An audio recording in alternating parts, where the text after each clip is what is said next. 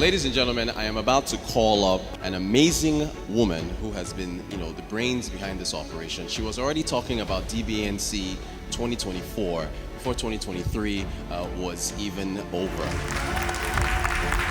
DBNC was created to ensure that we can have people who have the experience to share with other SMEs. I run a business myself, and I know sometimes it can be really difficult, and sometimes I feel isolated because not everyone understands the unique hurdles that entrepreneurs face. And I wanted a platform where people can actually inspire others by sharing how they were able to navigate some of the peculiar challenges that we find in our nation, Nigeria.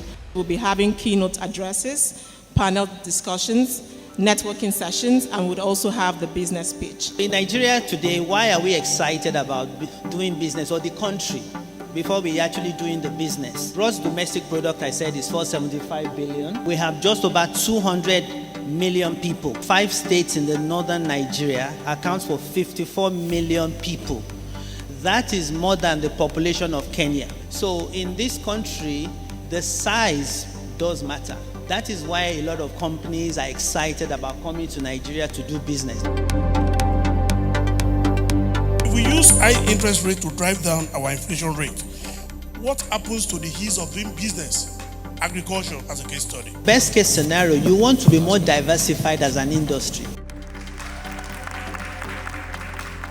Whenever there's a problem, quickly I go back into history to find out, has this happened in Nigeria before, and what was done. Most times when I do this, I just tell myself, relax.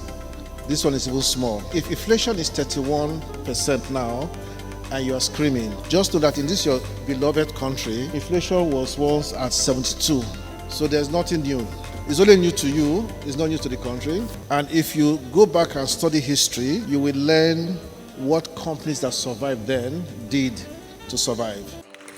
This panel is on doing business in Nigeria, the opportunities, challenges, and the realities. I don't like to speak too much of political risk, but they're very evident. You did mention some of the challenges which a lot of the investors face. I think one is actually consistency of policies. I think that's one of the biggest issues. Just the change in your tax computations, or a lot of these issues are things that investors need to be aware of. Security is another one.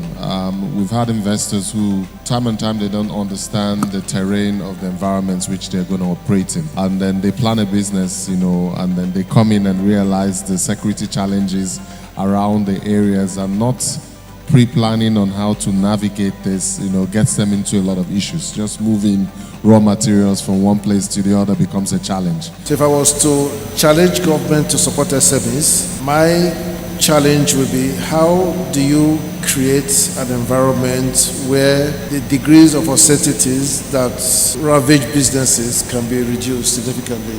Uncertainties around FX, for example, would be one of them. The legal framework. When I enter a contract with someone and something goes wrong, I want to be able to go to the courts and get redress, irrespective of not knowing anybody, so on and so forth. So those basic things that people take for granted in other climes to allow business to thrive are the things I think government should focus on. What are these characteristics of the young population? When we're talking about entrepreneurship and innovation, we need to look at the period in which this population are born. We call them the children of the cloud, right, in terms of technology.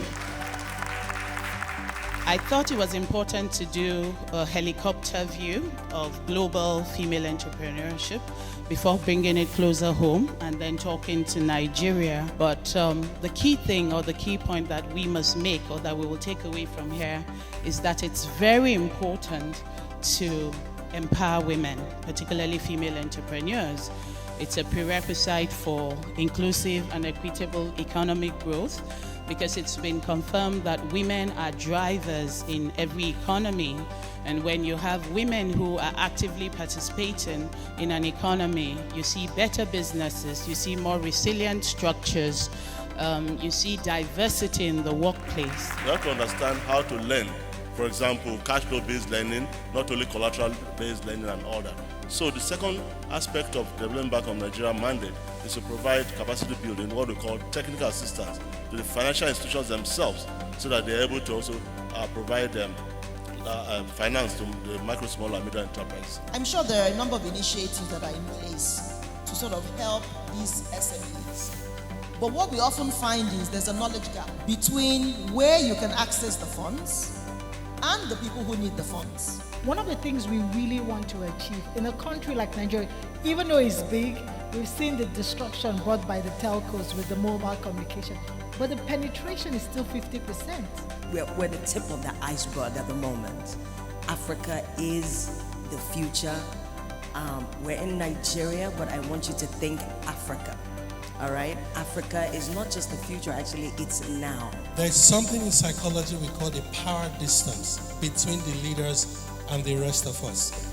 In Nigeria and these other countries, it's as wide as West is from the East. What that means is that the rest of society would tend to defer to the leader. We are used to deal with external factors that can impact our business on day to day. We can take the COVID, for example. We can take the fact that 1 year ago we didn't have cash to pay for our business. We can take that some months ago we have Forex. So we are used to deal with this risk and challenging environment in Nigeria.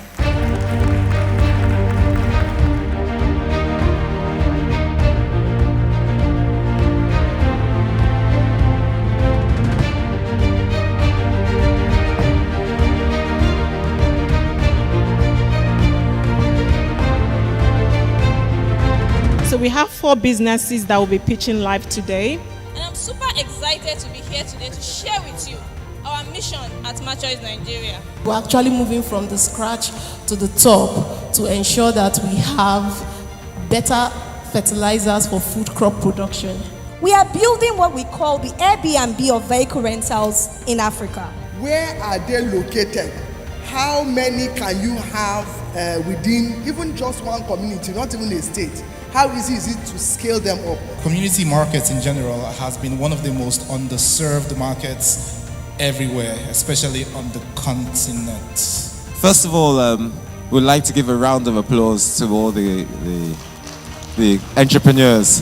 This is one of the most difficult jobs on planet Earth. As a matter of fact, I call it a blood sport. One of the businesses that presented didn't win, yes, but one of the judges personally said they would like to invest in that business.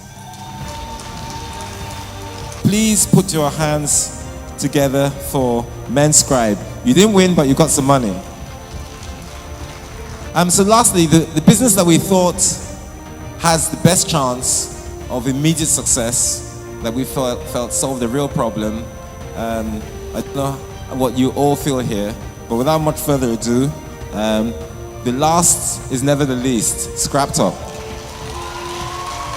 I would love to summarize today in 2 words: insightful and impactful. It's been very insightful and impactful.